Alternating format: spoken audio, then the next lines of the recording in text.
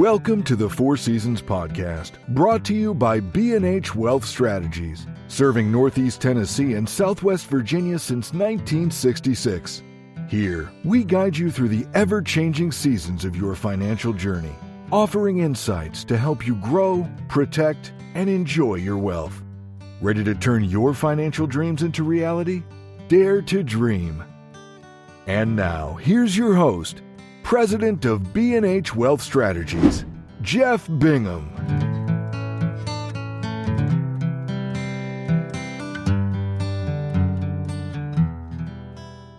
Gold has always carried a certain shine, but is it still the right move for everyday investors? Welcome back, everybody. Skip Monty back in the studio with President of B&H Wealth Strategies, Mr. Jeff Bingham. Jeff, how's everything going on in your world today? It is going well, Skip. Thanks for asking. How about yourself? How you doing? Doing well. Excited about the new year and investment opportunities, and which begs a question for today's topic is gold. I know a lot of people. I've always heard when things go south in the economy, people go back to gold because it's more stable, or I've heard that. I've not personally invested in much gold myself, but so let's open up today's discussion with this topic. Is gold still a smart investment for the average investor today? Uh, well, um, if you had owned it last year in 2025, your return on gold would have been 65%. So I'd say you'd have been pretty smart if you'd have done it. And you should look at it in a very, kind of that short lens right there. Um, Gold's a fascinating asset, and I think often I would say more misunderstood than understood. I think some say that you can kind of explain the history of the world through the history of gold, because it's been around, for arguably 4 to 6,000 years. Gold's been, and that is one of the things that makes it attractive and still it's really the only type of currency, and we'll use that, and we could talk about whether is it money or is it money currency or is it an asset class? That'll be an interesting conversation to have as well. But think of it's the but in a sense, it's the only currency that has survived for thousands of years. Every other what we would call fiat currency or paper or coin type of currency, every government, every civilization has wiped out the value, has managed to wipe out the value of that, and gold has endured for thousands of years.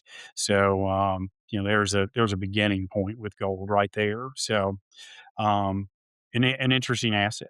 Some people, um, you asked the question, and so I think this was asked of Ben Bernanke, former Fed chairman, I guess maybe 3 Fed chairmen ago, was the Fed chairman under the Bush administration, kind of saw the economy through, if you want to kind of date this, through the 2008, 2009 financial crisis. You can rate him on however you want to, but he was asked whether he thought that gold was money, and his response was no, it was not. Now, others would argue, tremendously that it's not, but, so different schools of thought on gold.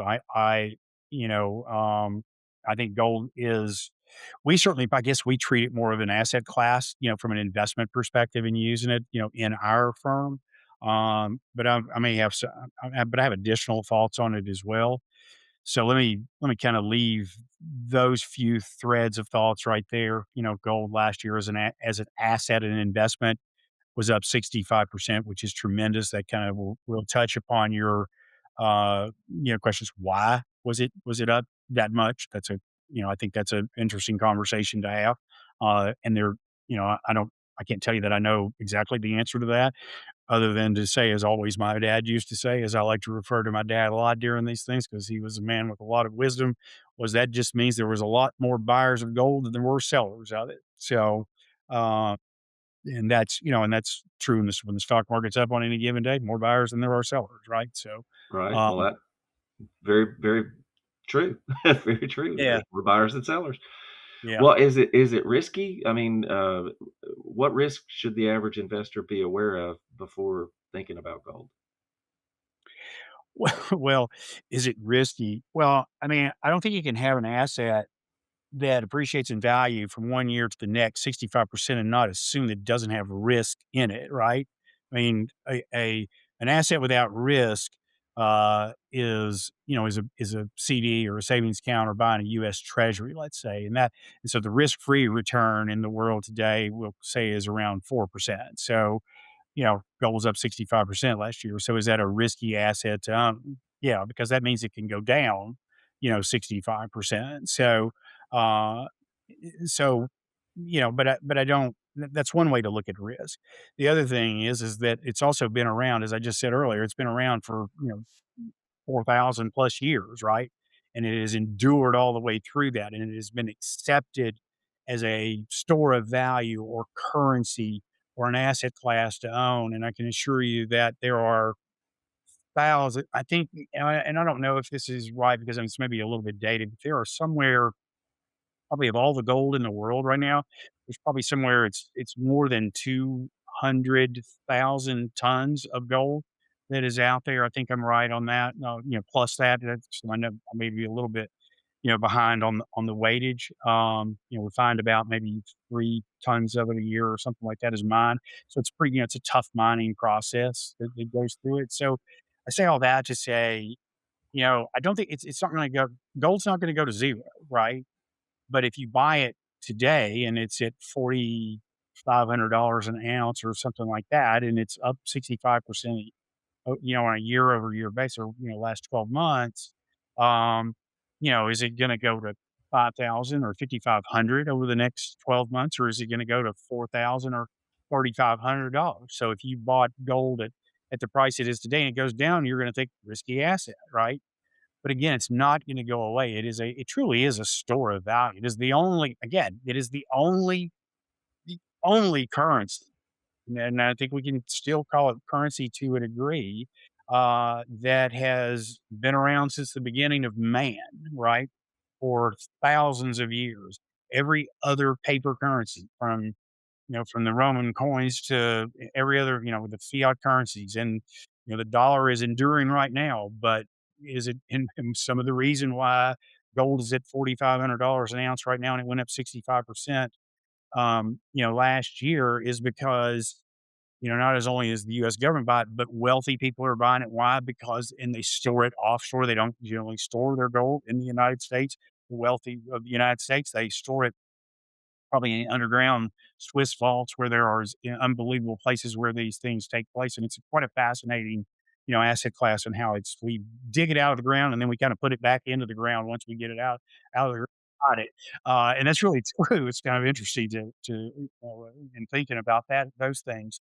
But the reason why that's done is because it is the fear of, you talked about economic crisis, I think is one of the words we used as we began this, but it's is the dollar going to lose its value? Is it going to continue to be the fiat, the accepted currency? It is the reserve currency of the world, right? The US dollar is. And so, there's a lot of, and I think it'll remain that way for a long, long time. There's way too much tied to it, in my opinion, for that to change soon. But it's also probably inevitable at some point in time in the future, probably not during my lifetime, maybe not during yours and Matt's, maybe, that the dollar collapses, that the currency collapses. And so we'll start all over and we'll get back onto a gold standard type of thing. So, I mean, there's a lot of people that believe that, and it's certainly feasible. Well, the dollar used to be the gold standard. There was, all this gold, from what I understand, in Fort Knox that was, backing up the dollar, right? But that's not the One case to anymore. one.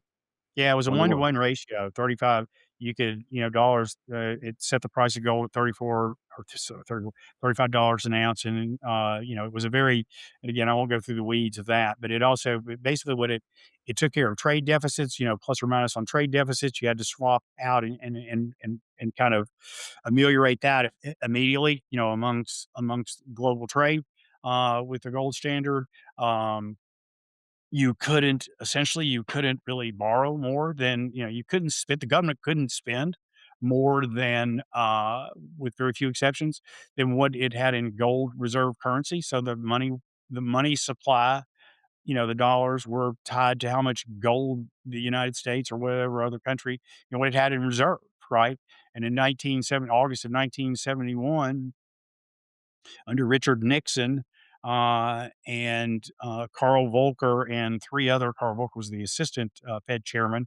Uh, that'll escape me. I won't tell you who the others were, but politicians and Federal Reserve and banking experts, five went to Camp David, and in August of 1971, and what was thought to be a temporary suspension of the gold standard. That's what many of them would have told you as they came out of that meeting.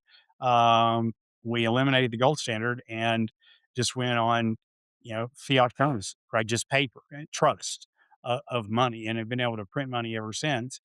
And so the idea even coming out of that was is that what was going to happen to the price of gold when that happened, what was gonna happen to the US dollar, and were treasuries gonna be still, bought by investors that were out there if we went off of the gold standard, and we did it. And what happened was there was a really very apathetic response from the public about moving off the gold standard. Again, we can talk about it's a different conversation, but there wasn't much blowback from the general public. Gold went from, because it had a set price of, redeemable to the dollar at $35 an ounce, it quickly went to $850. So gold was coveted even more, and politicians, the political class, found an incredible way to go into deficit spending and fund programs indefinitely, from 1971 going forward to the tune where we are now with what, $37 trillion worth of debt that would have never been possible if you were still on a gold standard, and also makes it impossible, or not feasible, to go back on a gold standard right now, you would argue, right? Because there's not enough gold in the world, price wise, to support that kind of, to support the currency that's out there, right? The fiat currency that's out there. So, it was really it was quite a day, August of 1971 when they did that. I mean, it changed the course of where we are today. Now you can argue what good, bad, or indifferent. I don't know. So, it put a lot more, it allowed the government to borrow money at incredible amounts. It also allowed the Federal Reserve, right, to print money, to create money out of thin air. You just put zeros on, you just add zeros to numbers, and without any backing other than what we say. What do we say now? The full faith and credit of the US government. And that's how the world operates.